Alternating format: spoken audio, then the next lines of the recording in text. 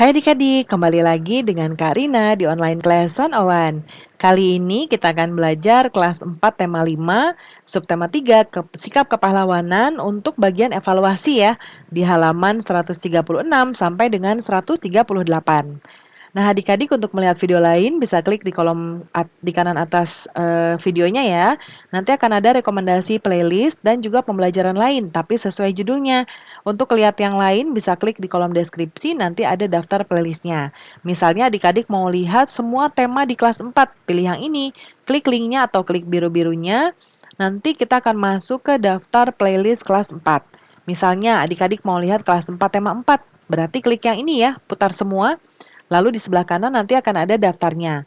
Ini dibuat berurutan, jadi adik-adik tinggal cari aja mau lihat subtema berapa, pembelajaran berapa, dan juga halaman berapa. Nah, kita mulai dengan nomor 1, apa perbedaan antara garis, sinar, atau segmen? Buat gambar dan penjelasan. Nah, ini ya, garis dapat dibentuk dari dua titik yang dihubungkan seperti ini. Sinar merupakan garis yang tidak berujung, jadi dia terus sampai sana. Lalu sedangkan segmen merupakan garis yang panjangnya dapat kita ukur. Jadi ada ujung dan ujung, ya. Gambarlah garis sejajar pada kolom berikut. Jelaskan hal-hal yang kamu ketahui tentang garis sejajar. Ini contoh gambar garis sejajar.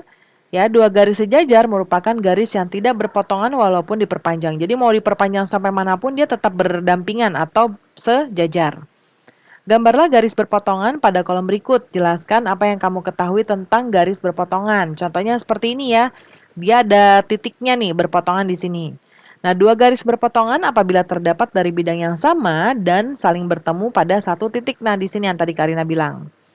Lalu tuliskan contoh penerapan prinsip garis sejajar dan garis berpotongan dalam kehidupan sehari-hari. Nah, garis sejajar dapat kita temui pada rel kereta api, pintu, jendela, kursi maupun daun.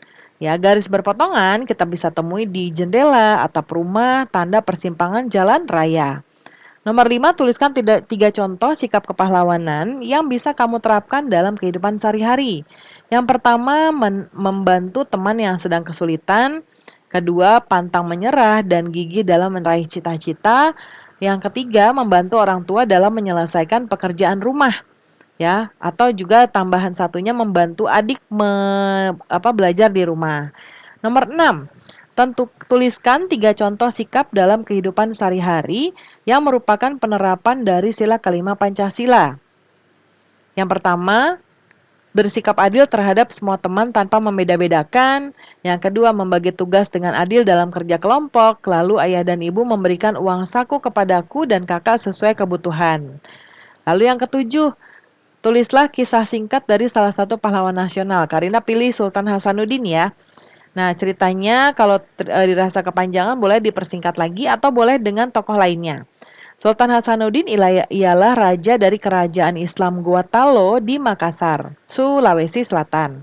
Oleh Belanda ia dijuluki oleh ayam jantan dari timur karena kegigihan dan keberaniannya melawan Belanda.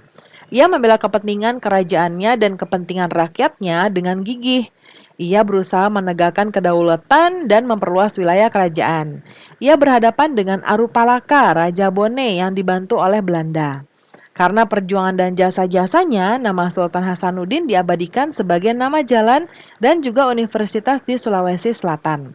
Nah, pemerintah bahkan menganugerahkan gelar pahlawan nasional kepada Sultan Hasanuddin ya.